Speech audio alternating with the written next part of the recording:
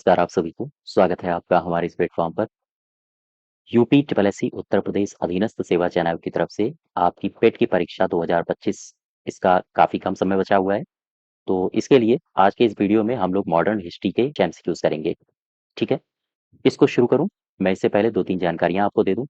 अगर आप UP, PCS या फिर UP triple SC, lower PCS या फिर यूपीएसआई किसी भी परीक्षा की अगर आप तैयारी कर रहे हैं, तो इनके बैचेस जैसे हिस्ट्री का बैच ये आपका रनिंग है। ये बैच इस बैच से अगर आपको एनरोल करना हो तो KD02 कूपन कोड का इस्तेमाल करके आप इस बैच से जुड़ सकते हो। इसके अलावा इंडियन पॉलिटी इस बैच से अगर आप जुड़ना चाहते हैं तो KD01 कूपन कोड का इस्तेमाल करके इससे जुड़ सकते हैं। साथ ही साथ सभी बैचेस में आपको पीडीएफ प्रोवाइड कराई जाती हैं। पीडीएफ आपको अगर आप हाथ से नोट्स बनाना चाहते हैं तो बना सकते हो। इसके अलावा अगर आप पीडीएफ को डाउनलोड करके प्रिंट निकलवाना चाहते हो तो आप इनका प्रिंट भी निकलवा सकते हो। साथ ही साथ UP triple SC Uttar Pradesh अधीनस्थ सेवा चयन आयोग की तरफ से 35 अंकों का यूपी जीके और कंप्यूटर पूछा जाता है। ठीक, ये बैचेस भी आपको हमारे एप्लीकेशन पर मिल जाएंगे। एप्लीकेशन की लिंक कहाँ मिलेगी? ये डिस्क्रिप्शन बॉक्स में और साथ ही साथ कमेंट बॉक्स में मिल जाएगी। तो ये सारे के सारे बैचेस चल रहे हैं। अगर आप इनमें एनरोल करना चाहते हो तो आप जुड़ सकते हो। चलिए शुरुआत करें क्वेश्चन नंबर 1 से। क्वेश्चन नंबर 1 में कह रहा है कि किस कांग्रेस सत्र में कार्यकारी कमेटी को सविनय अवज्ञा आंदोलन प्रारंभ करने का अधिकार दिया गया था? कौन सी कांग्रेस सत्र की कार्यकारी कमेटी हुई थी जिसमें सविनय अवज्ञा आंदोलन प्रारंभ करने का अधिकार दिया गया था? ये कमेटी है लाहौर सत्र। अब मैं आपको लाहौर सत्र से 2-3 बातें बता देता हूँ। जैसे मैं बात कर रहा हूँ आईएनसी की। आईएनसी क्या है? Indian national Congress. Indian national Congress का 1929 1929 में एक अधिवेशन होता है। गौर करना, ये जो अधिवेशन है ये लाहौर में हुआ। लाहौर। और इसके आपसे अध्यक्ष पूछे जाते हैं। याद रखो, इसके अध्यक्ष हैं नेहरू, जवाहरलाल नेहरू। यही वो अधिवेशन है जो आपके लिए काफी महत्वपूर्ण है। क्यों? क्योंकि यही वो अधिवेशन है जिसमें पूर्ण स्वराज की मांग का अनुमोदन किया गया था। अर्थात पूर्ण स्वराज की मांग का अनुमोदन। ठीक है, अनुमोदन। इसके अलावा यही वो अधिवेशन है जिसमें एक तारीख निश्चित की गई और कहा गया कि हम इस तारीख को स्वतंत्रता स्वतंत्रता दिवस मनाएंगे। स्वतंत्रता दिवस मनाने के लिए तारीख थी 26 जनवरी 1930। ये तारीख निर्धारित की गई और कहा गया कि हम इसी तिथि को स्वतंत्रता दिवस मनाएंगे। वापस आ जाओ, क्वेश्चन नंबर 1 में सही हो जाएगा बी पार्ट। दूसरे में आओ। दूसरा कह रहा है कि दांडी यात्रा के साथ निम्नलिखित में से क्या प्रारंभ हुआ था? दांडी यात्रा के साथ होम रूल आंदोलन तो प्रारंभ नहीं हुआ था। सहयोग आंदोलन भी नहीं प्रारंभ हुआ था। हाँ, सविनय अवज्ञा आंदोलन प्रारंभ हुआ था। चूंकि बात दांडी यात्रा की है तो आओ जरा देख लें। मैं बात कर रहा हूँ दांडी यात्रा। ठीक है, अगर आपसे सीधा सवाल पूछे आयोग कि मुझे बताओ इसकी शुरुआत कहाँ से हुई, जैसा कि आमतौर पर सवाल पूछे भी जाते हैं, इसकी शुरुआत होती है साबरमती से। साबरमती आश्रम से। और ये कब शुरू हुआ? तारीख है 12 मार्च 12 मार्च 1930 साबरमती आश्रम से इसकी शुरुआत होती है। ये जो यात्रा है इसमें टोटल 24 दिन लगे हैं। 24 दिन लगे, याद रखिएगा। और 24 दिन 12 मार्च से शुरू हुआ, 24 दिन लगे।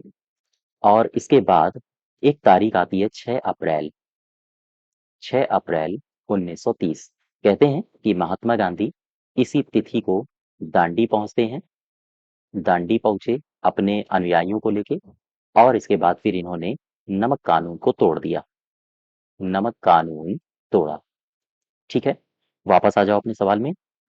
सही उत्तर हो जाएगा सी पार्ट। और एक बात याद रखो, जैसे ही नमक कानून को तोड़ा है और यहीं से इन्होंने घोषणा कर दी थी कि अब हम शुरू करते हैं सविनय अवज्ञा आंदोलन। सविनय अवज्ञा आंदोलन। ठीक है, तो एक सवाल और आपसे पूछा जाता है कि सविनय अवज्ञा आंदोलन ये कहाँ से शुरू हुआ? प्लेस क्या है? तो प्लेस है दांडी। स्थान पूछा जाता है आपसे, कहाँ से शुरू हुआ? तो आप बताओगे दांडी से। ठीक है, क्वेश्चन नंबर दूसरे का सी पार्ट। नेक्स्ट देखो, तीसरा। तीसरे में कह रहा है कि 6 अप्रैल 1930 को की तिथि भारतीय इतिहास में अच्छी तरह से जानी जाती है क्योंकि ये तिथि किससे संबंधित है? ये तिथि संबंधित है भारत छोड़ो आंदोलन से तो नहीं है।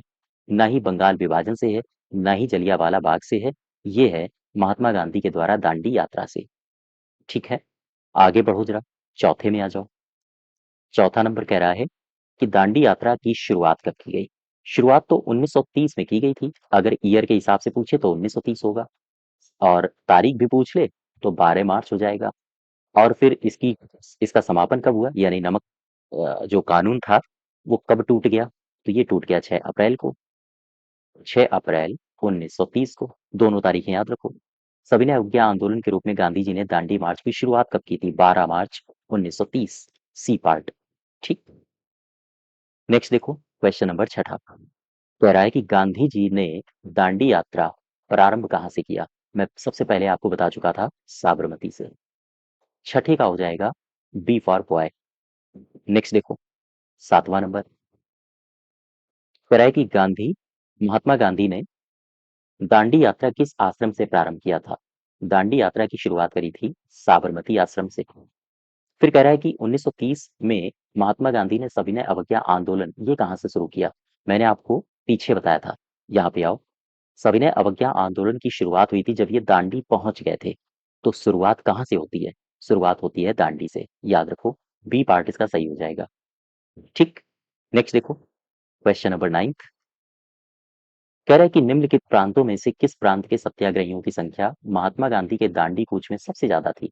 सत्याग्रहियों की सबसे ज्यादा संख्या कहाँ थी? ये पूरा का पूरा कांड कहाँ हो रहा है? ये पूरा जो कार्यक्रम था ये गुजरात में हो रहा था।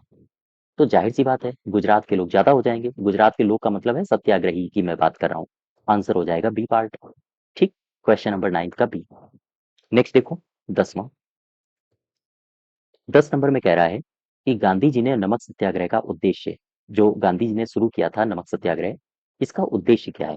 नमक कानून को निरस्त करना, सरकार की सत्ता सरकार के सत्ता की कटौती करना, आम लोगों के लिए आर्थिक राहत देना, या फिर भारत के लिए पूर्ण स्वराज बनाना, या फिर none of these. Question number 10वें का सही क्या होगा उत्तर? दरअसल नमक सत्याग्रह का उद्देश्य क्या था? नमक सत्याग्रह का उद्देश्य सीधा सीधा था कि एक नमक कानून का निर्माण करके सरकारी एकाधिकार को समाप्त करना।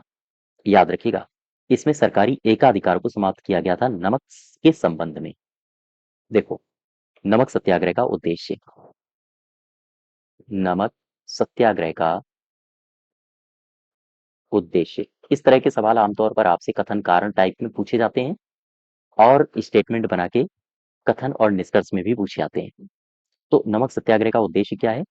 नमक कानून निर्माण कर, नमक कानून बनाकर सरकारी एकाधिकार वाले कानून को निरस्त करना। सरकारी एकाधिकार वाले कानून को निरस्त करना। ठीक है। और पूर्ण स्वराज के लिए सविनय अवज्ञा आंदोलन चलाना। इसी के बाद फिर सविनय अवज्ञा आंदोलन शुरू हो गया था। सविनय अवज्ञा आंदोलन आंदोलन ये शुरू हो गया था। ठीक है, वापस आ जाओ अपने क्वेश्चन में। सही उत्तर हो जाएगा ई पार्ट। और आगे बढ़ो जरा। 11th, निम्नलिखित में से किसने गांधी जी के नमक आंदोलन में भाग लिया? तो सरोजिनी नायडू तो थी, राजकुमारी अमृता कौर भी थी, कमला देवी चट्टोपाध्याय भी थी, यानी कि सारे के सारे सही हो जाएंगे। ठीक है, ऑल। बारे में आओ। निम्नलिखित में से किस आंदोलन में महिलाओं की सर्वाधिक भागीदारी मानी जाती है? तो यही है, नमक सत्याग्रह, इसी में सर्वाधिक भागीदारी है। नेक्स्ट देखो, 13, 13 कह रहा है कि महात्मा गांधी ने वर्ष 1930 में सविनय अवज्ञा आंदोलन ये कहाँ से शुरू किया था? सवाल में आपसे पूछ रहा है कि सविनय अवज्ञा आंदोलन। अब इसमें कंफ्यूज मत हो जाना, नहीं तो आप पता चला साबरमती लगा दो, नहीं ये गलत होगा। सविनय अवज्ञा आंदोलन शुरू हुआ था दांडी से। मैंने आपको पीछे बताया हुआ है, दांडी। क्यों? नमक कानून तो यहीं तोड़ा था ना, फिर इसके बाद ये आंदोलन शुरू हो गया था। सविनय अवज्ञा आंदोलन ये कहाँ शुरू हुआ? ये शुरू हुआ था होम रूल लीग घोषणा के बाद, बंगाल विभाजन के बाद गलत है, दांडी मार्च के बाद ये सही होगा। ठीक है। क्वेश्चन नंबर 15 देखो। 15 में क्या कह रहा है? 15 में कहा यह गया है कि दांडी मार्च, गौर करना, दांडी मार्च शुरू किया गया था नमक कानून के समर्थन में। ये तो गलत होगा, समर्थन में कैसे शुरू हो जाएगा? नमक कानून तोड़ने के लिए शुरू किया गया था। बी पार्ट सही होगा, है ना। इसमें 2-3 बातें मैं और आपको ऐड कर देता हूँ। देखो, तारीख है 12 मार्च 1930, याद रखो 12 मार्च 1930। ये तारीख कौन सी है? साबरमती में सहयोगियों के साथ गांधी जी चल पड़े थे, अर्थात इसी तारीख को साबरमती से साबरमती आश्रम से 80 सहयोगियों के साथ 80 सहयोगियों के साथ, याद रखो, सहयोगियों के साथ कैसे चले थे? गाड़ियों से नहीं, ये पैदल चले थे। पैदल चले, चलते चलते चलते चलते 1 दिन बीता, 2 दिन बीते, 24 दिन हो गए, अर्थात 24 दिन ये चले थे। और इन्होंने इन 24 दिनों में कितनी दूरी तय कर ली थी? इन्होंने जो दूरी तय की थी वो थी 390 किलोमीटर, लगभग लगभग 241 मील के आसपास इन्होंने दूरी तय की। और फिर ये कहाँ पहुंचे? ये पहुंच गए थे दांडी। दांडी जैसे ही पहुंचते हैं, ये गुजरात का नवसारी जिला है, याद रखो, गुजरात का नवसारी जिला। तो जब ये दांडी पहुंचते हैं, उस समय कितना टाइम हो रहा था? टाइम का मतलब समय, समय का मतलब तिथि बताओ। 6 अप्रैल 6 अप्रैल 1930। कहते हैं कि यहीं पर इन्होंने नमक कानून नमक कानून तोड़ा, ठीक है। और यहीं से इन्होंने सविनय अवज्ञा आंदोलन शुरू किया। आंदोलन शुरू। ये बातें आप समझ पा रहे हो? वापस आ जाओ। हाँ, बी पार्ट सही हो जाएगा। 16 में देखो, ऐतिहासिक दांडी मार्च का संबंध ये किससे है? निर्वाचन से तो है नहीं, नमक कानून तोड़ने से है, यही सही होगा। क्वेश्चन नंबर 16 का बी। 17 देखो, कह रहा है कि दांडी यात्रा ये कितने दिन तक चली थी? ये सी पार्ट सही होगा, 24 दिनों तक चली थी, ठीक। क्वेश्चन नंबर 18 क्या कह रहा है? सबसे पहले कौन सी घटना घटी है? दांडी मार्च, भारत छोड़ो आंदोलन, साइमन कमीशन, या फिर गांधी इरविन समझौता। दांडी मार्च जो ये लिखा है, ये घटना घटी थी, शुरुआत इसकी हुई थी 12 मार्च से, 12 मार्च 1930। ये जो भारत छोड़ो आंदोलन है, इसकी शुरुआत हुई थी 9 अगस्त से, 9 अगस्त 1942, भारत छोड़ो आंदोलन। साइमन कमीशन का जो आगमन हुआ था, वो हुआ था 3 फरवरी को, 3 फरवरी 1928।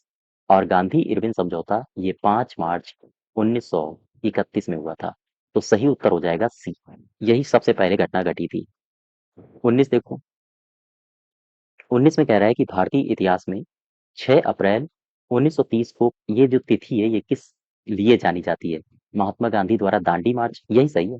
प्रथम गोलमेज सम्मेलन इससे संबंधित है नहीं, इरविन समझौता 1931 वाला है। जलियांवाला बाग ये भी गलत हो जाएगा, है ना। तो ए पार्ट सही होगा। 20 देखो, 20 में कह रहा है कि महात्मा गांधी द्वारा नमक कर आंदोलन ये 1930 में चलाया गया था। हाँ, ये ठीक है, पहला वाला सही है, 1930 में चलाया गया। महात्मा गांधी का उद्देश्य था कि गरीबों को नमक मुफ्त उपलब्ध हो, ये गलत है। नमक मुफ्त उपलब्ध हो ऐसा नहीं है, दरअसल नमक के एकाधिकार को समाप्त करना लक्ष्य था। नमक मुफ्त उपलब्ध हो जाए ये लक्ष्य नहीं था। तो आंसर हो जाएगा ए सही है, आर गलत है। 21 देखो, 21 में क्या कह रहा है? कह रहा है कि सविनय अवज्ञा आंदोलन के संदर्भ में ये कथन दिए हैं, बताओ कि कौन सा कथन सही है।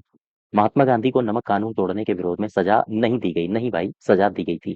कहते हैं कि महात्मा गांधी जी को गिरफ्तार कर लिया गया था, यहाँ से महात्मा गांधी गिरफ्तार हो गए थे, और गिरफ्तार होने के बाद इन्हें डाल दिया गया था यरबडा में, यरबडा जेल में, ठीक है। हाँ, इसके अलावा तो पहला तो गलत हो जाएगा। दूसरे में देखो, मदन मोहन मालवीय, देवदास गांधी, के एम मुंशी को नमक कानून तोड़ने पर सजा दी गई थी, हाँ ये ठीक है ना। इन सबको सजा दी गई थी, तो 21 का हो जाएगा केवल 2 सही है। नेक्स्ट देखो, 22 नंबर कह रहा है, शक्ति के विरुद्ध अधिकार की इस लड़ाई में मैं विश्व की सहानुभूति चाहता हूँ। ये गांधी जी का वक्तव्य है। गांधी जी दांडी यात्रा के दौरान इन्होंने ये वक्तव्य दिया था।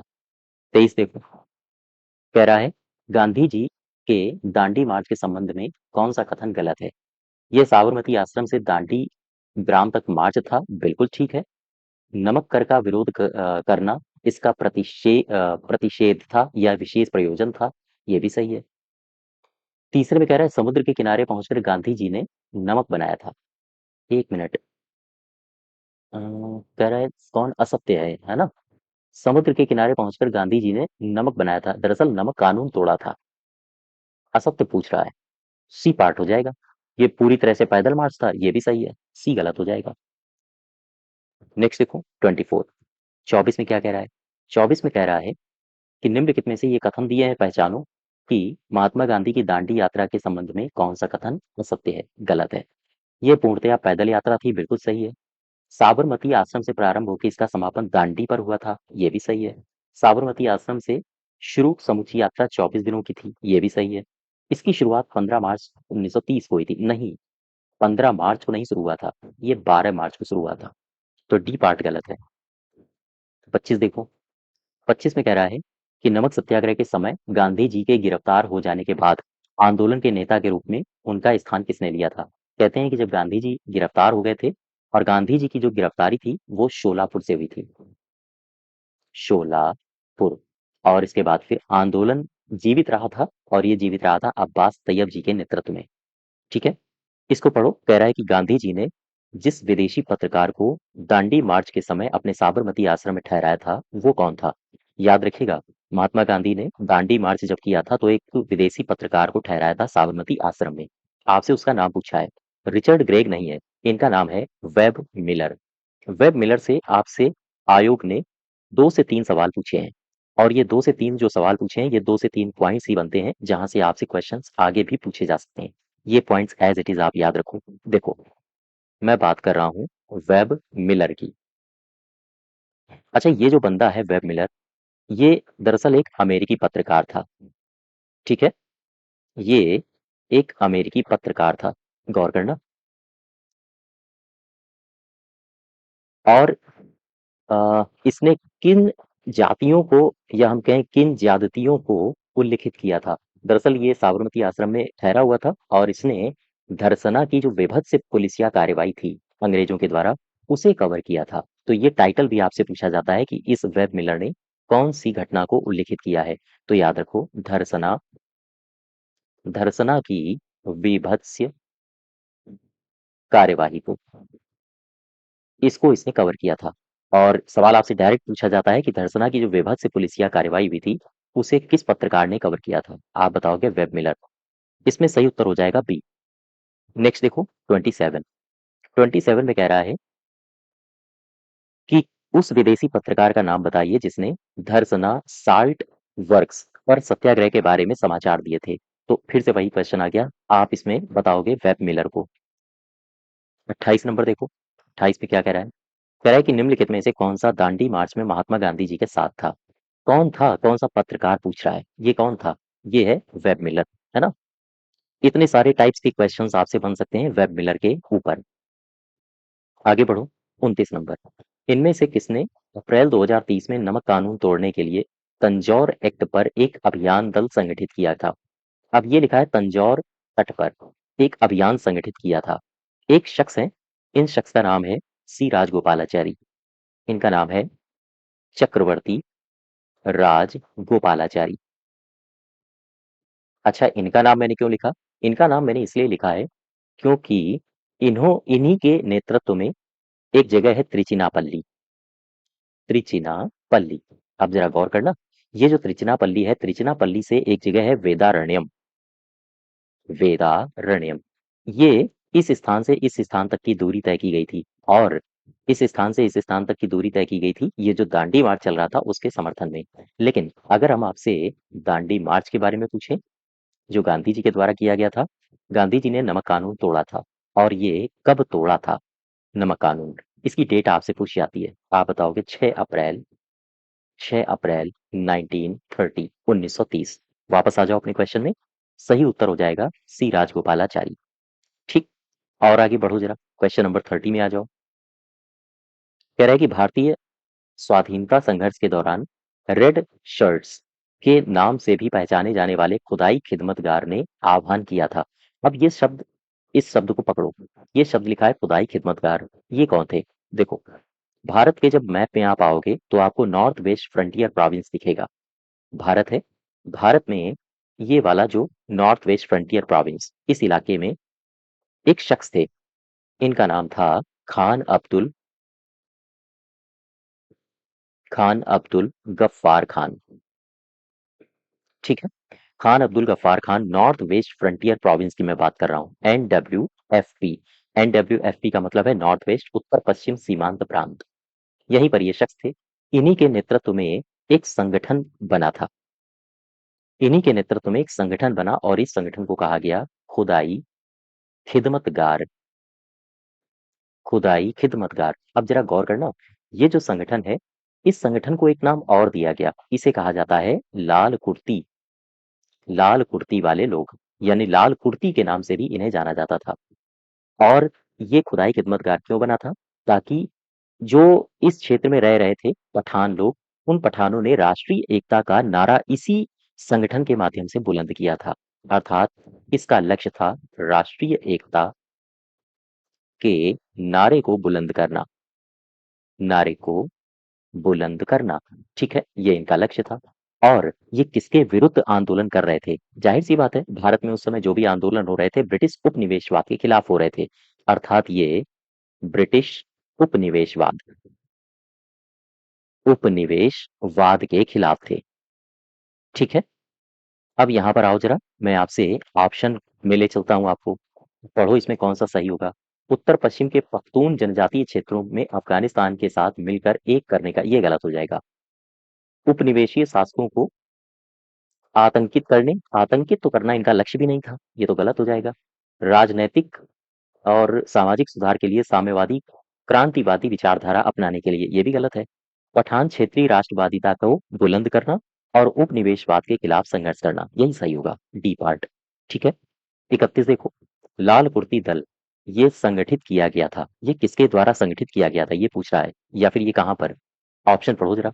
स्वतंत्र पख्तूनिस्तान बनाने के लिए, गलत है। पाकिस्तान का सृजन निश्चित करने के लिए, ये भी गलत है। अंग्रेजों को निकालने के लिए, हाँ ये सही हो सकता है ना। ब्रिटिश उपनिवेशवाद के खिलाफ था, ये हो सकता है। आगे पढ़ो जरा। स्वतंत्रता के पश्चात भारत को एक साम्यवादी देश, ये गलत है, सी पार्ट सही होगा। ठीक है, लाल कुर्ती आंदोलन के नेता कौन थे? ये मैंने आपको पीछे बताया था। लाल कुर्ती आंदोलन, यहाँ पे आओ, खान अब्दुल गफ्फार खान, इनके नेतृत्व में इसका गठन किया गया था। आंसर हो जाएगा बी पार्ट। 33 देखो, 33 नंबर। 33 में कह रहा है कि वर्ष 1929 में खुदाई खिदमतगार को किसने संगठित किया था? अब्दुल गफ्फार खान साहब ने इसको संगठित किया था। ठीक, 34 में आ जाओ। 34 में कह रहा है कि गढ़वाल रेजिमेंट के सैनिकों ने प्रदर्शनकारियों पर गोली चलाने से इनकार कर दिया था। ये किस दौरान हुआ था? दरअसल गढ़वाल रेजिमेंट खड़ी थी और एक तरफ प्रदर्शनकारी खड़े थे। रेजिमेंट को ऑर्डर मिलता है कि इन पर गोली चला दो, तो रेजिमेंट का जो मुखिया था उसने मना कर दिया और सारे के सारे सैनिकों ने हथियार डाल दिए थे। तो ये कब हुआ था? ये कांड कब हुआ था? खिलाफत आंदोलन में तो हुआ नहीं था, सहयोग आंदोलन में नहीं हुआ था, सविनय अवज्ञा आंदोलन में ये हुआ था काम। अब देखो, मैं आपको लिए चलता हूँ गढ़वाल रेजिमेंट के पास। देखो, एक तरफ आंदोलन चल रहा था, ये आंदोलन था सविनय अवज्ञा आंदोलन। गौर करना, सविनय अवज्ञा आंदोलन चल रहा था। ठीक, और इसी आंदोलन के दौरान एक जगह थी पेशावर। मान लेते हैं ये जगह है पेशावर, और इसी पेशावर जगह में गढ़वाल राइफल्स रेजिमेंट के सिपाहियों ने भीड़ पर गोली चलाने से मना कर दिया था। यहीं पर रेजिमेंट थी गढ़वाल, गढ़वाल रेजिमेंट राइफल। ठीक है, इसने गोली चलाने से मना कर दिया। और जो क्रांतिकारी थे, आंदोलनकारी थे एक तरफ, ये आंदोलनकारी आंदोलन कर रहे थे और इसने कहा कि हम इन पर गोली नहीं चलाएंगे। ठीक है, यहाँ तक बात समझ पा रहे हो? अब सवाल एक और आता है आपसे कि ये जो गढ़वाल रेजिमेंट है, राइफल्स रेजिमेंट है, इसने गोली चलाने से इनकार कर दिया, तो इस रेजिमेंट का उस समय नेतृत्व कौन कर रहा था? ये सवाल पूछा जाता है आपसे। याद रखिएगा, वीर सिंह गढ़वाली, ये नाम याद रखिए, सवाल पूछा जाता है। चलो वापस आ जाओ। सविनय अवज्ञा आंदोलन सही है। 35 में आओ। 35 में कह रहा है कि 1930 में अंग्रेज सरकार के विरुद्ध प्रसिद्ध पेशावर कांड, ये वही पेशावर कांड है जो मैंने अभी आपको बताया था, गढ़वाल रेजिमेंट वाला। ठीक है, गढ़वाल रेजिमेंट वाला, और ये कहाँ हुआ था? पेशावर। इसे इसी वजह से इसको कहा जाता है पेशावर कांड। इसके नायक कौन थे? वीर सिंह गढ़वाली। बात समझ पा रहे हो? आगे बढ़ो जरा। जिया तरंग आंदोलन ये कहाँ प्रारंभ हुआ था? देखो, इस आंदोलन को उठाओ और मैं आपको लिए चलता हूँ भारत में, उत्तर भारत नहीं बल्कि मैं आपको ले चलूँ अगर north West frontier, sorry north east India में। देखो, नॉर्थ ईस्ट इंडिया का जब आप मैप देखते हो तो कुछ ऐसा दिखता है। अरुणाचल प्रदेश, ये मिजोरम, और यहाँ पर आ जाएगा त्रिपुरा, मिजोरम, त्रिपुरा, और इसके बाद ये पूरा मेघालय, और बीच में असम, है ना। और यहीं पर इसी नॉर्थ ईस्ट में है एक राज्य, इसे कहते हैं मणिपुर, जो काफी बीच बीच में अशांत चला करता है। दरअसल ये जो आंदोलन है जिसे कहते हैं जियारत, सॉरी जिया तरंग, जिया तरंग आंदोलन, ये जो आंदोलन है इसी क्षेत्र मणिपुर की जनजातियों के द्वारा किया गया था। मणिपुर में कुछ जनजातियां थी, जनजातियां, इन्हीं के द्वारा इस आंदोलन को लीड किया गया। और इसका नेतृत्वकर्ता कौन था?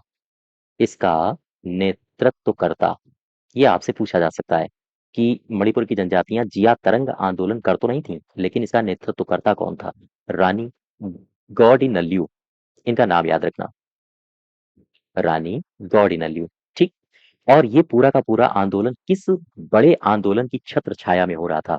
ये बड़ा आंदोलन है सविनय अवज्ञा आंदोलन। सविनय अवज्ञा आंदोलन के दौरान ये सारी की सारी घटना हो रही थी। वापस आ जाओ, सही उत्तर क्या होगा इसका? Manipur, C part. ठीक। 36 का सी। 37 देखो, 37 नंबर, कह रहा है बेगूसराय के चौकीदार टैक्स के विरुद्ध आंदोलन एक हिस्सा था। बेगूसराय के चौकीदार टैक्स आंदोलन के विरुद्ध एक हिस्सा था। दरअसल ये बेगूसराय बिहार में है। तो चौकीदार टैक्स ये बिहार के सारण जिले में हुआ था। सारण जिले, चौकीदार टैक्स दरअसल बिहार के सारण जिले में सविनय अवज्ञा आंदोलन के दौरान ये घटना घटी थी। तो हम्म, असहयोग तो होगा नहीं। हाँ, सविनय अवज्ञा होगा, बी पार्ट। ठीक है। और देखो, सारण जिला और ये जो बेगूसराय है इस क्षेत्र में ये आंदोलन घटित हुआ था। नेक्स्ट देखो, भागलपुर में नमक सत्याग्रह का नेतृत्व कौन कर रहा था? यानी भागलपुर में जो नमक सत्याग्रह का आंदोलन खड़ा हुआ था उसका नेतृत्व कर रहे थे महादेवलाल सर्राफ। नेक्स्ट देखो, क्वेश्चन नंबर 39, 39 में क्या कह रहा है? नमक सत्याग्रह के दौरान बिहार के लोगों ने नमक बनाने के साथ साथ सरकार के विरुद्ध का मतलब है ब्रिटिश सरकार के, ठीक है, किस कर का विरोध करने का विकल्प चुना था? इन्होंने विकल्प चुना था, अभी ऊपर मैंने बताया था, चौकीदार, चौकीदार टैक्स, इसे हटाने का विरोध चुना था। तो आंसर हो जाएगा ई पार्ट। 40 देखो, 40 नंबर, 40 क्या कह रहा है? कह रहा है कि सविनय अवज्ञा आंदोलन की सफलता के बाद गांधी जी ने किसे महत्व दिया? गांधी जी ने महत्व दिया था हिंसा के सीमित उपयोग को। ये तो गलत है पूरी तरह से, क्योंकि वो अहिंसावादी थे। अंग्रेजों से समझौते पर तो समझौता तो करना ही नहीं चाहते थे ये, है ना। ये घुटने तो टेक ही नहीं रहे थे। इसी वजह से फिर आगे चल के गांधी बिन समझौता होगा। ठीक। आपने अगर पूरी मॉडर्न हिस्ट्री को पढ़ा हो वृहद रूप से, तो हर हिस्ट्री को इतना डिटेल में पढ़ो और आपको पता चलेगा कि चीजें एक दूसरे से लिंक रहती हैं। तो बहुत ज्यादा आपको फिर बल देने की आवश्यकता नहीं पड़ती है चीजों को याद करने के लिए। लेकिन हाँ, कुछ फैक्ट्स ऐसे होते हैं जैसे ईयर्स हैं, कई सारे राजाओं की उपाधियां हैं, ये चीजें तो आपको याद करनी पड़ेगी। लेकिन एक जो पर्सपेक्टिव है, एक जो समझ है, वो आपकी विकसित हो जाएगी अगर आप डिटेल में चीजों को पढ़ते हो। ठीक है। तो ये दो ऑप्शंस तो बिल्कुल गलत हो गए। अब इसमें बचा ये और ये। तो अब इसमें आप 50-50 खेल लीजिए अगर आपको आंसर नहीं आता है। आंसर हो जाएगा रचनात्मक। बात समझ पा रहे हो? अच्छा, बात चूंकि रचनात्मकता की हो रही है, रचनात्मकता की, तो देखो जरा रचनात्मक कार्य कौन कौन से फिर गांधी जी ने किए। सबसे पहले हुआ ये कि गांधी जी ने एक आंदोलन खड़ा किया। आंदोलन का नाम था सविनय अवज्ञा आंदोलन। सविनय अवज्ञा आंदोलन ये खड़ा किया और अच्छा खासा चल रहा था, लेकिन ये एक असफल आंदोलन था। कहते हैं कि ये एक असफल आंदोलन था और ये असफल हो गया। अब इसके बाद फिर गांधी जी के पास विकल्प था कि वो अंग्रेजों के सामने घुटने टेक दें, लेकिन नहीं, गांधी जी ने रचनात्मक कार्य को फिर महत्व दिया और ये रचनात्मक कार्य में लग गए। जैसे 1932 में आओ, 1932, 1932 और 1933, ये दो ईयर आप याद रखना। 1932 में क्या होता है? 1932 में होता ये है कि अखिल भारतीय छुआछूत विरोधी लीग की स्थापना की जाती है। अखिल भारतीय और इसमें गांधी जी की सक्रिय भूमिका रहती है। अखिल भारतीय छुआछूत लीग, ठीक है, की स्थापना। 1933 में क्या होता है? 1933 में ये होता है कि इन्होंने गांधी जी ने हरिजन नामक साप्ताहिक समाचार पत्र का प्रकाशन करना शुरू कर दिया। हरिजन का प्रकाशन, ठीक है। तो इस प्रकार के रचनात्मक कार्य गांधी जी कर रहे थे। ए पार्ट सही हो जाएगा। नेक्स्ट देखो 41, कह रहा है कि द्वितीय सविनय अवज्ञा आंदोलन में जुलूस का नेतृत्व करते हुए डॉक्टर राधाबाई को कब गिरफ्तार किया गया? राधाबाई को गिरफ्तार किया गया था। दरअसल ये जो राधाबाई हैं, ये एक आंदोलनजीवी महिला थी, या हम कहें आंदोलनकारी थी। एक तारीख है 13 जून 1932। देखो, एक तारीख है 13 जून और वर्ष है 1932। कहते हैं कि इसी तारीख को एक महिला है जो आंदोलनकारी महिला थी, आंदोलनकारी थी, और इनको गिरफ्तार किया गया। और इन्होंने किस किस क्षेत्र में महत्वपूर्ण महत्वपूर्ण भूमिका निभाई? सवाल आपसे ये भी पूछा जा सकता है। याद रखिएगा, इन्होंने कई सारे क्षेत्रों में महत्वपूर्ण भूमिका निभाई थी, जैसे स्वदेशी, जैसे स्वदेशी, नारी जागरण, नारी जागरण यानी नारी को जगाने के लिए महत्वपूर्ण भूमिका निभाई। इसके अलावा अस्पृश्यता विरोधी आंदोलन चलाए, अस्पृश्यता विरोधी आंदोलन, ठीक है, इनमें भी महत्वपूर्ण भूमिका रही। इसके अलावा शराबबंदी, शराबबंदी आंदोलन में महत्वपूर्ण भूमिका रही। ये महत्वपूर्ण भूमिका किसकी रही? डॉक्टर राधाबाई की। आंसर इसका हो जाएगा 13 जून 1932, ठीक है। 42 देखो, प्रभावती देवी किस क्षेत्र की स्वतंत्रता संग्राम सेनानी थी? प्रभावती देवी किस क्षेत्र की स्वतंत्रता संग्राम सेनानी थी? ये हो जाएगा, हाँ, पटना। क्वेश्चन नंबर 44, कह रहा है कि प्रसिद्ध गांधी इरविन समझौता ये किस वर्ष हुआ था? प्रसिद्ध गांधी इरविन समझौता ये हुआ था 5 मार्च 1931, 1931 में। तो आंसर हो जाएगा, हाँ, सी पार्ट। नेक्स्ट देखो क्वेश्चन नंबर 45, 45 में कह रहा है कि गांधी इरविन समझौते में निम्नलिखित में से क्या शामिल था? राउंड टेबल कॉन्फ्रेंस में भाग लेने के लिए कांग्रेस को आमंत्रित करना, क्या ये शामिल था? इसके अलावा दूसरा कह रहा है असहयोग आंदोलन के संबंध में जारी किए गए अध्यादेशों को वापस लेना, क्या ये शामिल था? हाँ, ये दोनों शामिल थे। तीसरे में आओ, पुलिस की ज्यादतियों की जांच करने के लिए गांधी जी के सुझाव की स्वीकृति। गांधी जी के सुझाव की स्वीकृति नहीं हुई थी, ये गलत हो जाएगा। और आगे क्या कह रहा है? केवल उन्हीं कैदियों को रिहा करना जिन पर हिंसा का अभियोग नहीं है। तो 1, 2 और 4 सही होंगे इसमें, 45 नंबर में बी पार्ट सही होगा, है ना। नेक्स्ट देखो क्वेश्चन नंबर 46, कह रहा है कि गांधी इरविन समझौता ये कब हुआ था? 1931। तारीख याद रखना, आपसे पूछा जाता है। तारीख है 5 मार्च, 5 मार्च 1931। तो 1931 ए पार्ट सही होगा। इरविन समझौता कब हुआ? ये फिर से वही सवाल रिपीट हो गया है, 1931। फिर आगे कह रहा है सवाल बदल के कि 5 मार्च 1931 को कौन सा समझौता हुआ? तो इरविन गांधी समझौता, ठीक है, 48 का। नेक्स्ट देखो 49, 49 में क्या कह रहा है?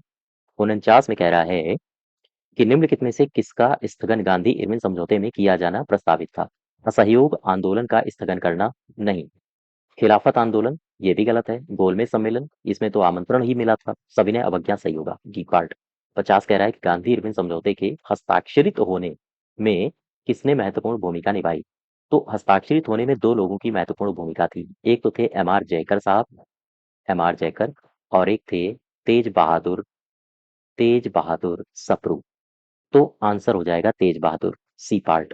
कह रहा है कि गांधी इरविन समझौते में किसने मध्यस्थ की भूमिका अदा की थी?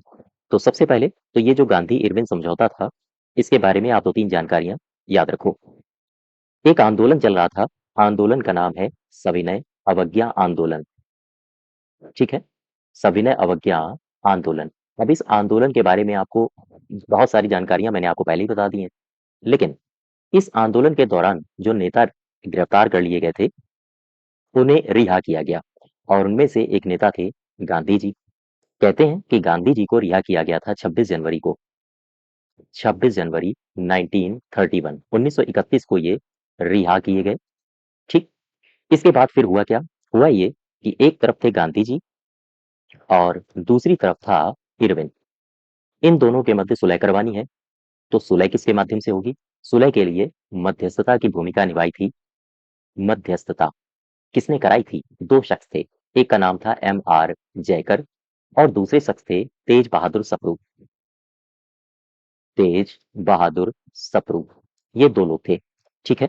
अच्छा, इसी में जब ये दोनों लोग मध्यस्थता कर रहे थे, इसी मध्यस्थता के दौरान एक महिला थी जिनका नाम था सरोजिनी नायडू।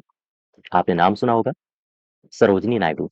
उत्तर प्रदेश से संबंधित है ये। बताइए उत्तर प्रदेश के किस पोस्ट पर ये रह चुकी हैं? कमेंट बॉक्स में मुझे बताइए। अच्छा, सरोजिनी नायडू ने इन दोनों लोगों के लिए एक डायलॉग कहा था। ये डायलॉग आपसे पूछा जाता है। सरोजिनी नायडू ने कहा था कि भाई ऐसा लग रहा है कि गांधी और इरविन दो महात्मा हों। यानी कि इन्होंने गांधी और इरविन को दो महात्मा कहा था। ये सवाल आपसे पूछा जाता है किसने कहा, तो आप बताओगे नायडू साहब ने। ठीक है, नायडू मैडम ने। अच्छा, वापस आ जाओ। 51 का सही उत्तर हो जाएगा तेज बहादुर सप्रू, बी पार्ट। नेक्स्ट देखो 52।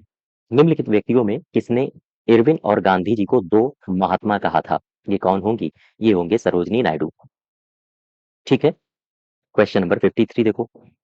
53 में कह रहा है कि निम्नलिखित में से किसने गांधी इरविन समझौते में महात्मा गांधी के लाभ को सांत्वना पुरस्कार कहा था? महात्मा गांधी के लाभ को सांत्वना पुरस्कार किसने कहा था? ये एक शख्स है। इस शख्स का नाम है, जरा यहां पर आओ, ये शख्स है, इसका नाम है एलन एलन कैंपबेल।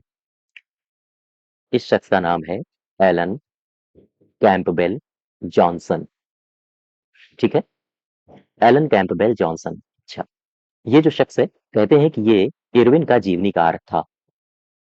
इरविन का, इसे जीवनीकार भी कहा जाता है।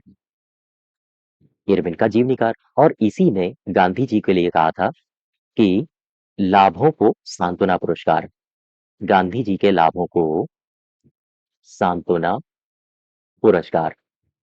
ठीक है, ये आपसे सवाल पूछा जाता है तो आप बताओगे यही है, एलन कैंपबेल जॉनसन। आंसर हो जाएगा बी पार्ट। नेक्स्ट देखो 54। निम्नलिखित में से किसने भारतीय राष्ट्रीय कांग्रेस के कराची अधिवेशन का सभापतित्व किया था? मैं आपको लिए चलता हूं इंडियन नेशनल कांग्रेस में। यहाँ पर आओ, ये लिखा है आईएनसी। आईएनसी का मतलब इंडियन नेशनल कांग्रेस, भारतीय राष्ट्रीय कांग्रेस। इंडियन नेशनल कांग्रेस का एक अधिवेशन हुआ। आपको पता है इसके अधिवेशन होते रहते थे, आजादी से पहले और आजादी के बाद भी कुछ अधिवेशन हुए हैं, इसके बाद फिर बंद हो गए। अच्छा, इंडियन नेशनल कांग्रेस का एक अधिवेशन होता है, ये हुआ कराची में। स्थान क्या है? कराची। कराची जो अधिवेशन हुआ था, इसकी अध्यक्षता एक बंधु कर रहे थे और ये भारत के पहले गृह मंत्री भी रह चुके हैं। नाम है जस्ट वेट, ये अध्यक्षा नहीं, अध्यक्षता होगा। इसकी अध्यक्षता एक व्यक्ति कर रहे थे, इनका नाम है सरदार पटेल। सरदार पटेल काफी काबिल आदमी थे और भारत को एक करने में इनकी बहुत महत्वपूर्ण भूमिका रही है। ठीक, गृह मंत्री भी रह चुके हैं ये। कहते हैं कि कराची अधिवेशन में सरदार पटेल के नेतृत्व में जो कि हुआ था, इसी अधिवेशन में बहुत सारे प्रस्तावों को पास किया गया, जैसे बहुत सारे निर्णयों को लिया गया। जैसे कहते हैं कि गांधी इरविन समझौते को मंजूरी इसी प्रस्ताव में मिली थी।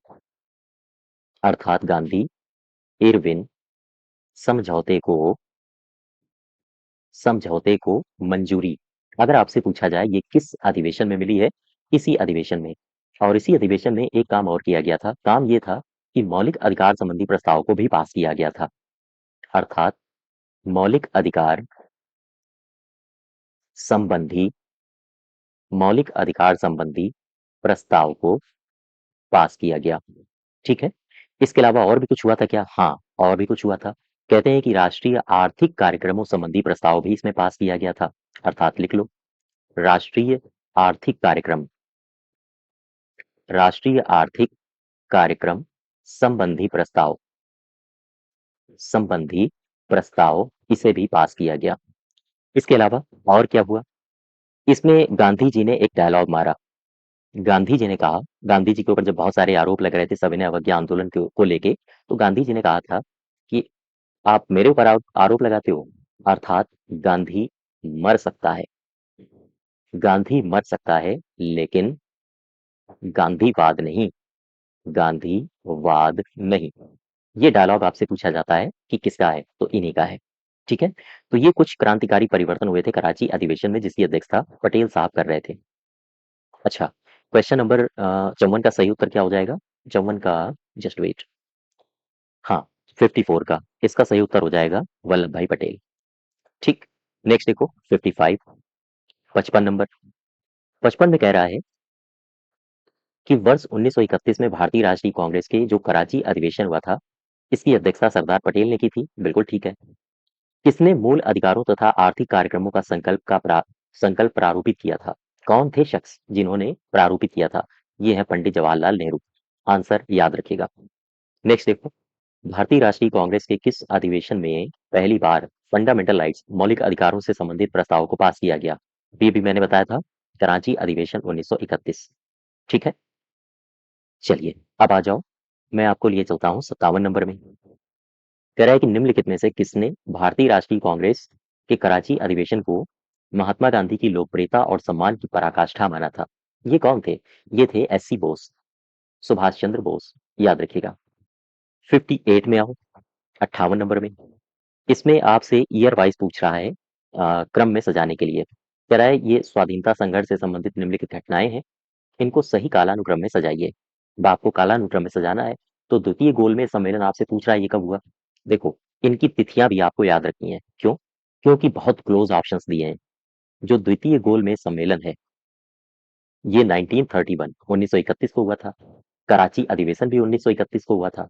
भगत सिंह को फांसी 1931 को दी गई थी, और गांधी इरविन समझौता भी 1931 को हुआ था। तो अब साल से काम नहीं चलेगा, आपको डेट पता होनी चाहिए एग्जैक्ट, तभी आप इस प्रकार के सवाल कर पाओगे। ठीक है, और डेट याद करना आसान है। हम लोग मिडावल हिस्ट्री खत्म करके जब मॉडर्न हिस्ट्री पढ़ेंगे तो उसमें आपको बताएंगे सारा का सारा क्रम कि आपको कैसे डेट्स याद रखनी है। देखो, मैं बात कर रहा हूँ गांधी इरविन।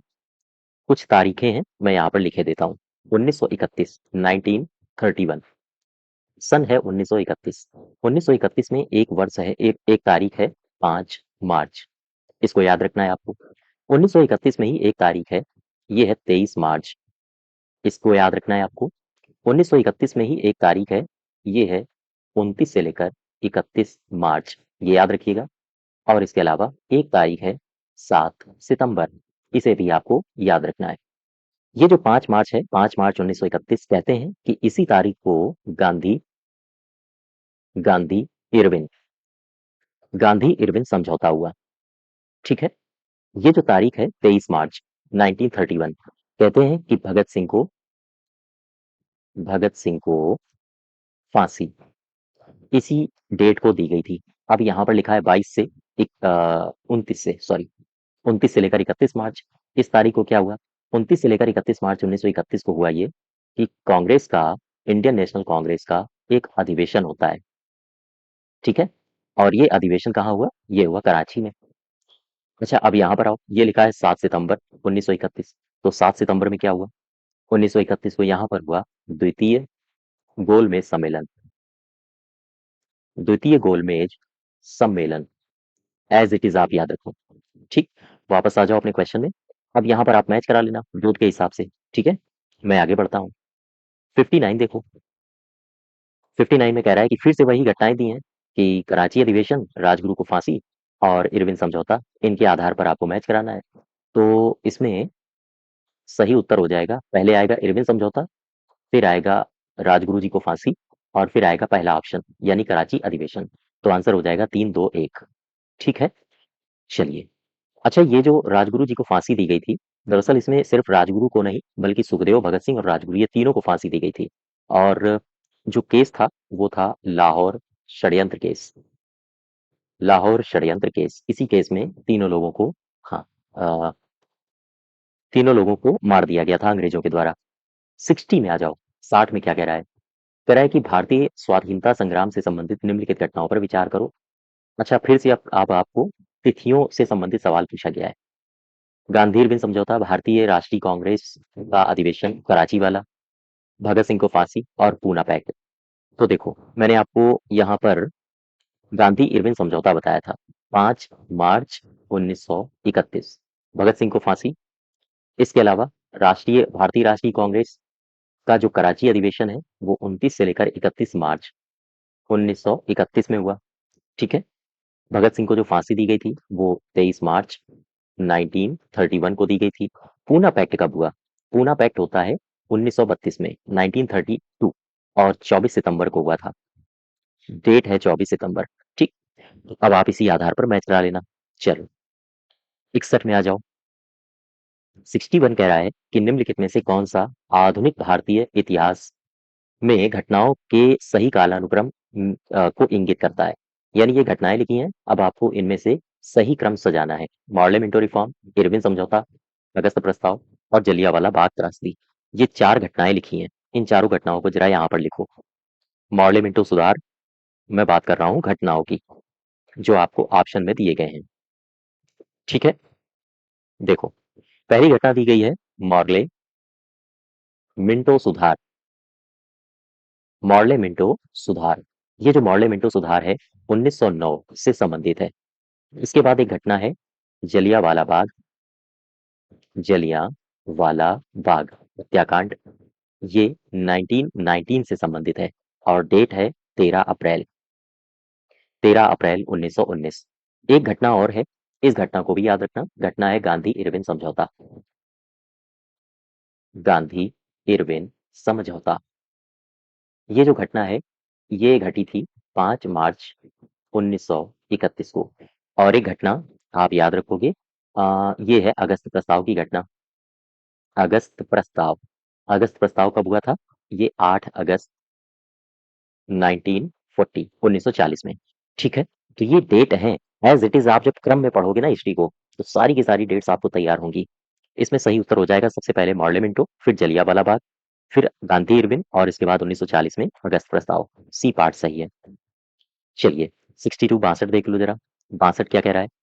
निम्नलिखित में से किस भारतीय नेता ने लंदन में प्रथम गोलमेज कॉन्फ्रेंस में भाग लिया था? किसने भाग लिया था? मोहम्मद अली जिन्ना ने भाग लिया था, मौलाना मोहम्मद अली ने। बाकी तो गलत हो जाएंगे, है ना। अच्छा, अगर हम आपसे ये जो पहला गोलमेज सम्मेलन है जिसे कहा जाता है प्रथम गोलमेज सम्मेलन, गौर करना। ये जो प्रथम गोलमेज सम्मेलन है, अगर हम इसके बारे में दो चार बातें आपसे पूछें तो सबसे पहली बात मुझे बताओ, इस गोलमेज सम्मेलन में कितने प्रतिनिधि ने भाग लिया था? आप बताओगे 89 प्रतिनिधि थे। क्या इस सम्मेलन में कांग्रेस गई थी? कांग्रेस ने इसमें भाग लिया? नहीं, कांग्रेस ने इसमें भाग नहीं लिया था। इसके बाद फिर मान मनोवल का समय चलता है, इरविन के द्वारा गांधी जी को मनाया जाता है और फिर गांधी जी को ले जाया जाता है। ठीक है। तो क्वेश्चन नंबर 62, 62 का सही उत्तर हो जाएगा ए। नेक्स्ट देखो 63, प्रथम गोलमेज सम्मेलन के बारे में कौन सा कथन सही नहीं है? यह 1930 में आयोजित हुआ था, क्या ये सही है? आगे कह रहा है, जस्ट वेट, कह रहा है कौन सा सही नहीं है ना। 1930 में आयोजित हुआ था पहला, हाँ ठीक है। इसने साइमन कमीशन की रिपोर्ट पर चर्चा करनी थी इसमें, हाँ ये भी सही है। इसका आयोजन लंदन में हुआ, ये भी ठीक है। इसमें कांग्रेस के प्रतिनिधि मंडल ने प्रतिभाग किया था, ये गलत हो जाएगा, डी पार्ट गलत है। कांग्रेस की तरफ से नहीं गए थे। 65 में कह रहा है, अच्छा अगर हम आपसे पूछें ये जो पहला गोलमेज सम्मेलन था इसका उद्घाटन कहाँ हुआ था या इसने इसका उद्घाटन किया किसने था? देखो, ये जो पहला गोलमेज सम्मेलन है इसका उद्घाटन ये किया था ब्रिटिश सम्राट ने। ठीक है, ब्रिटिश सम्राट के द्वारा इसका उद्घाटन किया गया। और अगर हम आपसे पूछें कि किसकी अध्यक्षता में ये किया गया था, इसकी अध्यक्षता किसने की थी? एक प्रधानमंत्री का नाम याद रखना, ये ब्रिटेन का प्रधानमंत्री था, ब्रिटेन का पीएम था ये, और पीएम का नाम था Ramsay Ramsay MacDonald. Ramsay MacDonald. वापस आ जाओ अपने क्वेश्चन में। 65 देखो, ब्रिटिश सरकार द्वारा लंदन में भारतीय नेताओं का प्रथम गोलमेज सम्मेलन कब बुलाया गया था? आंसर है 1930, 1930। ठीक है 65। 66 देखो, 66 में कह रहा है कि निम्नलिखित में से किन व्यक्तियों ने द्वितीय गोलमेज सम्मेलन में भाग लिया था? दूसरे गोलमेज सम्मेलन में भाग लिया था, ये किसने लिया था ये पूछ रहा है आपसे। तो महात्मा गांधी ने तो लिया ही था, सरोजिनी नायडू गई थी, मदन मोहन मालवीय गए थे और मौलाना आजाद गए थे। इसमें कौन सही होगा? दरअसल इसमें सही होगा गांधी, नायडू और मालवीय, 1 2 और 3। ठीक है। दूसरा गोलमेज सम्मेलन, आओ इसके बारे में 2-3 जानकारियाँ मैं आपको बता देता हूँ, जो आपसे पूछी जाती हैं। द्वितीय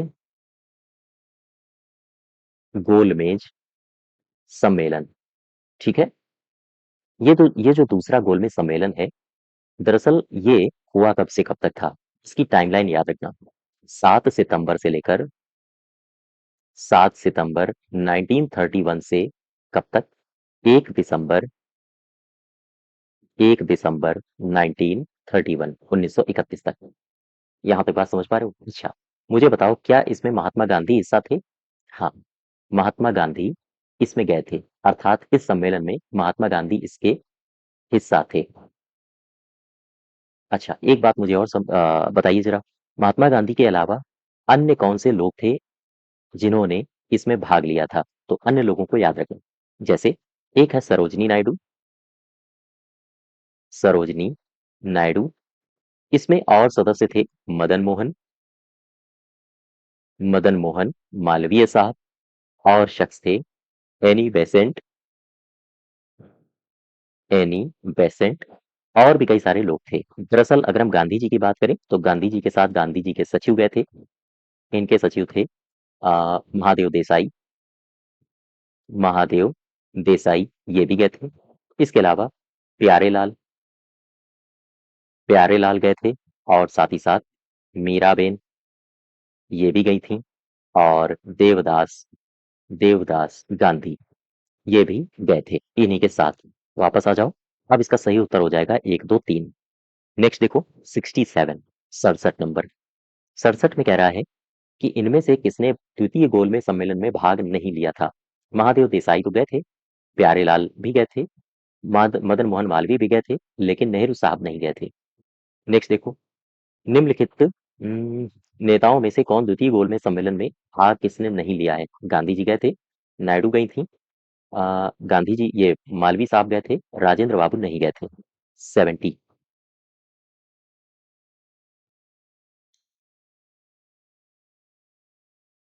नेक्स्ट देखो क्वेश्चन नंबर 70। 70 में कह रहा है कि निम्नलिखित कथनों पर विचार कीजिए। ठीक है, विचार कुछ ऐसे करना है कि ये कथन दिए हैं, ये कारण दिया है। अब इसी आधार पर आपको सही उत्तर तक पहुंचना है।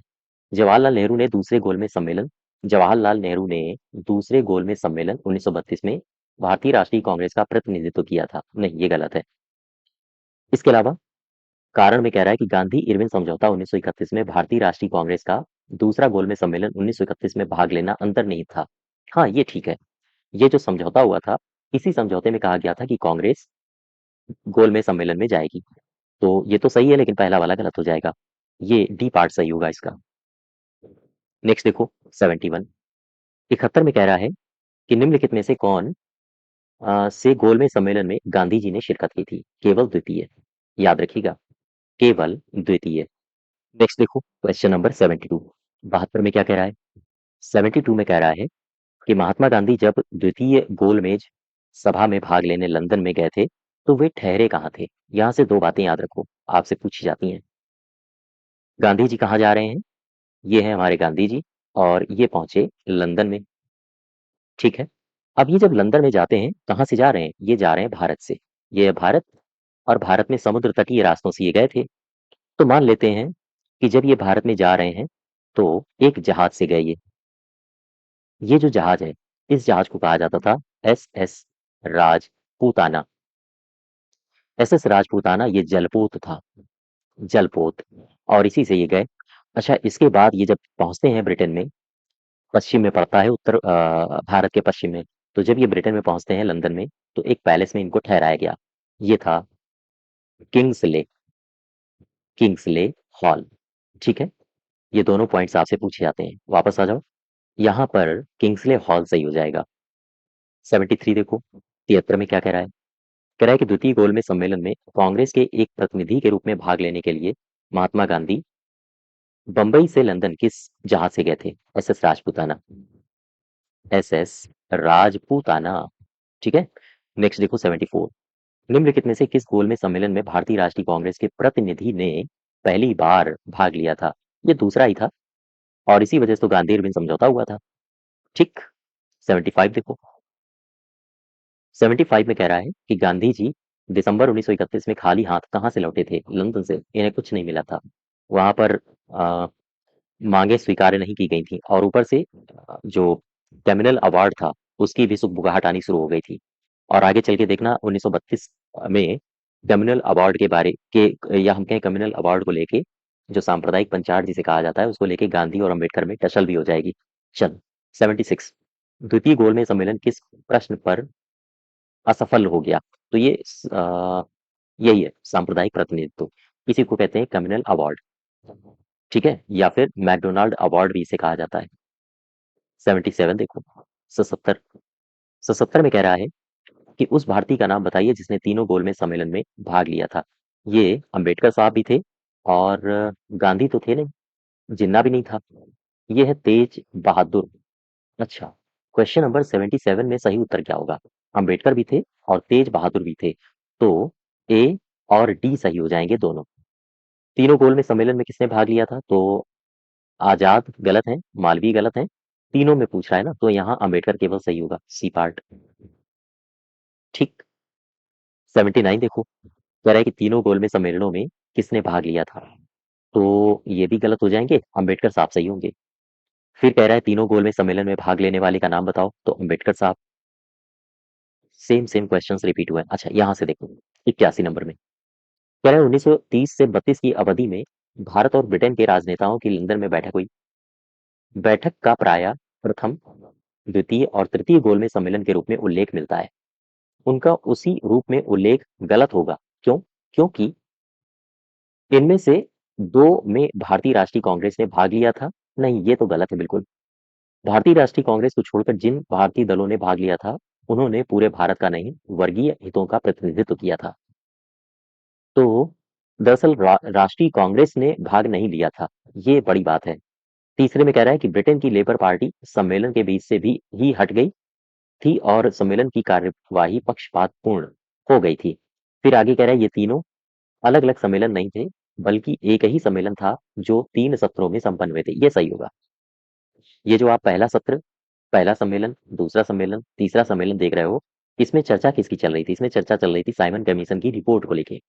तो इनको अलग अलग बैठक नहीं कह सकते हो। बैठक एक ही थी, लेकिन उसके अलग अलग सत्र हुए थे। ठीक है, 1930, 31 और 32 में। आगे बढ़ो, क्वेश्चन नंबर 82। इसमें क्या कह रहा है? कह रहा है कि निम्नलिखित गोलमेज सम्मेलनों में से किसका प्रतिनिधित्व भारतीय राष्ट्रीय कांग्रेस ने किया था? तो पहले का तो किया ही नहीं था, दूसरे का किया था। दूसरा 76। ठीक है। 83 में आ जाओ। कौन सा गोलमेज सम्मेलन 1932 में हुआ था? 1930, 1931, 1932, यानी कि आंसर हो जाएगा तीसरा, सी पार्ट सही हो जाएगा इसका। ठीक है। नेक्स्ट देखो, भारतीय राष्ट्रीय कांग्रेस के किस गोलमेज सम्मेलन में कांग्रेस ने किस गोलमेज सम्मेलन में भाग नहीं लिया? तो पहला भी होगा, दूसरे में तो लिया था, तीसरा भी होगा, यानी उपर्युक्त में से एक से अधिक सही है, तो ई पार्ट सही हो जाएगा। आगे बढ़ो जरा, 85 में क्या कह रहा है? 85 में कह रहा है कि निम्नलिखित कथनों पर विचार करो। प्रथम गोलमेज सम्मेलन में डॉक्टर अंबेडकर ने दलित वर्ग के लिए अलग निर्वाचक मंडल की मांग रखी थी। क्या ये सही है? हाँ, बिल्कुल सही है। फिर कह रहा है कि पूना पैक्ट में स्थानीय निकायों और सिविल सेवाओं में दलित वर्गों के प्रतिनिधित्व के विशेष उपबंध रखे गए थे। क्या ये सही है? हाँ, ये भी सही है। तृतीय गोलमेज सम्मेलन में भारतीय राष्ट्रीय कांग्रेस ने भाग नहीं लिया था। एक मिनट, क्या नहीं लिया था? सही होगा, हाँ ठीक है, दूसरे में लिया था, है ना? तो एक दो तीन, यहाँ तीनों सही हो जाएंगे। नेक्स्ट देखो 86 नंबर। 86 में कह रहा है, गौर करना, कि भाई ये जो सांप्रदायिक अधिनिर्णय है, इसे किसने घोषित किया था? इसे किया था मैकडोनाल्ड ने। कहते हैं कि मैकडोनाल्ड ने जो घोषणा की थी 16 अगस्त को, 16 अगस्त 1932 को, 1932, और इसी को लेकर गांधी जी आमरण अनशन कर देते हैं, और फिर इसके बाद अंबेडकर साहब उनको मनाने के लिए बुलाया जाता है। तो गांधी गांधी अंबेडकर पैक्ट भी हुआ था। ठीक है, इसे कहा जाता है पूना पैक्ट। तो खैर, आगे बढ़ो। 1932 के रैमजे मैकडोनाल्ड में सांप्रदायिक पंचाट के द्वारा पहली बार पृथक निर्वाचन का समूह बनाया गया था। पहली बार जो समूह बनाया गया था वो था छूतों के लिए। ठीक है, अर्थात वो था दलित के लिए, और दलितों को भी हिंदुओं से अलग करने की पूरी साजिश थी, फूट डालो और राज करो वाली नीति। नेक्स्ट देखो 88 नंबर। कथन और कारण।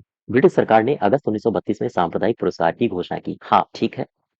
इसके तहत प्रत्येक अल्पसंख्यक समुदाय के लिए विधानमंडलों में कुछ सीटें सुरक्षित की गई, जिसके लिए सदस्यों का चुनाव पृथक निर्वाचक मंडलों के आधार पर होता था। ये भी सही है और ये इसका सही स्पष्टीकरण भी है। ए पार्ट सही हो जाएगा। नवासी। नवासी में क्या कह रहा है? कह रहा है कि मैकडोनाल्ड के सांप्रदायिक पंचाट ने किसे पृथक चुनाव क्षेत्र एवं आरक्षित सीटें प्रदान नहीं की थी। मुसलमानों को तो की थी, सिखों को भी की थी, अनुसूचित जातियों को भी की थी, लेकिन बौद्धों को नहीं की थी। ठीक है, यहाँ तक बात समझ पा रहे हो आप हमारी? हाँ, तो ये सही हो जाएगा। नेक्स्ट देखो 90। 90 में क्या कह रहा है? इसमें कहा है कि महात्मा गांधी ने पहला आमरण अनशन ये कब प्रारंभ किया था? कम्युनल अवार्ड के समय ही प्रारंभ किया था। देखो, मैं दो तीन जानकारियां आपको दे दूं इससे संबंधित। मैं बात कर रहा हूं पहला आमरण अनशन। पहला आमरण अनशन। ठीक है, ये जो पहला आमरण अनशन है, ये 20 सितंबर 20 सितंबर 1932 1932 को प्रारंभ हुआ। कहाँ से? यरवड़ा जेल से। और सवाल ये है कि ये जो यरवड़ा जेल है, ये कहाँ है? पुणे की यरवड़ा जेल है। और ये जो अनशन था, ये अ, ये जो कम्युनल अवार्ड आया था, जिसे कहा जाता है मैकडोनाल्ड का कम्युनल अवार्ड, इस कम्युनल अवार्ड के खिलाफ था। कम्युनल अवार्ड के खिलाफ। ठीक है, कम्युनल अवार्ड के खिलाफ गांधी जी ने आमरण अनशन शुरू कर दिया। और इसी को देखते हुए फिर एक घटना घटती है पूना पैक्ट के नाम से। पूना पैक्ट के नाम से। और पूना पैक्ट हुआ, या हम कहें पूना समझौता हुआ 24 सितंबर 1932 1932 को। ठीक है, और इसके बाद जब समझौता हो गया, फिर इसके बाद 2 दिनों बाद यानी कि 26 सितंबर 1932 को गांधी जी ने अनशन तोड़ा। अनशन तोड़ा। यहां तक बात समझ पा रहे हो? वापस आ जाओ अपने सवाल में। सही उत्तर होगा ए। 91 में कह रहा है, 91 को ध्यान से पढ़ो। इसमें कह रहा है कि अगस्त 1932 में ब्रिटिश प्रधानमंत्री ने दलितों के प्रतिनिधित्व संबंधी योजना की घोषणा की। इसे कम्युनल अवार्ड के नाम से जाना जाता है। गांधी जी ने इस योजना के विरोध में किस जेल में अनशन शुरू कर दिया था? आंसर होगा यरवड़ा। यरवड़ा जेल। 92 देखो। 92। वर्ष 1932 में महात्मा गांधी ने मरण पर्यंत यानी कि मरने तक आमरण अनशन, जिसे मरण पर्यंत उपवास कहा जाता है, प्रधानतया किस लिए किया था? पहला है गोलमेज सभा। भारतीय राजनीति आकांक्षाओं को संतुष्ट करने में सफल रही, गलत है। कांग्रेस और मुस्लिम लीग में भिन्नता थी, गलत है। रैमसे मैकडोनाल्ड ने सांप्रदायिक अधिनिर्णय कम्युनल अवार्ड की घोषणा की थी, ये सही है। नेक्स्ट देखो 93। 93। 93 में कह रहा है कि सांप्रदायिक अवार्ड एवं पूना पैक्ट में क्रमशः दलित वर्ग के लिए कितनी सीटें थीं? तो सांप्रदायिक अवार्ड में दलित वर्ग के लिए सीटें पूछ रहा है आपसे, है ना? यही तो कह रहा है। केंद्रीय विधानमंडल में जो सीटें थी, वो सामान्य वर्ग की सीटों में से 18% इनको दे दी गई थी। 18%। लेकिन संख्या में कितनी थी? 71, 147। 71 से सीधा 147। नेक्स्ट देखो, पूना पैक्ट किससे संबंधित है? दलित वर्ग से। पूना समझौते का उद्देश्य क्या है? तो दलित वर्ग को प्रतिनिधित्व प्रदान करना। 96 देख लो। 96। कह रहा है कि कथन और कारण। पूना पैक्ट ने कम्युनल अवार्ड के उद्देश्य को धराशायी कर दिया। हाँ, ये कह सकते हो, ठीक है। इसके अलावा 96। इसके अलावा कह रहा है इसके माध्यम से संसद और विधान सभाओं में अनुसूचित जातियों, अनुसूचित जनजातियों की सीट आरक्षण का मार्ग प्रशस्त हुआ। ये भी सही है। अर्थात ये पार्ट सही हो जाएगा, सही व्याख्या भी है। नेक्स्ट देखो 97। श्री बी आर अम्बेडकर, भीमराव अम्बेडकर और गांधी जी के मध्य जो समझौता हुआ था, उसे कहा जाता है पूना पैक्ट। आगे, पूना पैक्ट में हस्ताक्षर किसने किए थे? याद रखिएगा, इसमें हस्ताक्षर गांधी जी ने नहीं किए थे। 24 सितंबर 1932 में जो हस्ताक्षर हुआ था, वो मदन मोहन मालवीय और भी कई सारे अन्य लोग थे, गांधी जी के समर्थक, उन्होंने किया था। तो गांधी जी ने हस्ताक्षर नहीं किए, अर्थात इसका आंसर होगा नन। नेक्स्ट देखो, कह रहा है 99। सांप्रदायिक अधिनिर्णय की घोषणा के पश्चात किसे निम्नलिखित में से इसे किसने संपादित किया था? संपादित किया गया, इसे पूना पैक्ट के नाम से संपादित किया गया था। 100 नंबर देखो, 100 में क्या कह रहा है? कह रहा है कि ऐतिहासिक घटना जो हुई थी 1932 में पूना समझौते के नाम से, इस पर किसने हस्ताक्षर नहीं किए थे? ये गांधी जी ने। एम.के. गांधी ने हस्ताक्षर नहीं किए थे। बाकी सारे लोग इनके जो सहयोगी थे, उन्होंने हस्ताक्षर किए थे। ठीक है? तो ये बेस्ट 100 क्वेश्चंस हैं। 100 एमसीक्यूज मॉडर्न हिस्ट्री से संबंधित आपकी प्रेट परीक्षा के लिए काफी महत्वपूर्ण है। इसकी अगर आपको पीडीएफ चाहिए तो आप हमारे टेलीग्राम चैनल से जुड़ सकते हो। टेलीग्राम चैनल से जुड़ के आप इसकी पीडीएफ को डाउनलोड कर सकते हो। ठीक है? तो आज यहीं तक रखते हैं। धन्यवाद।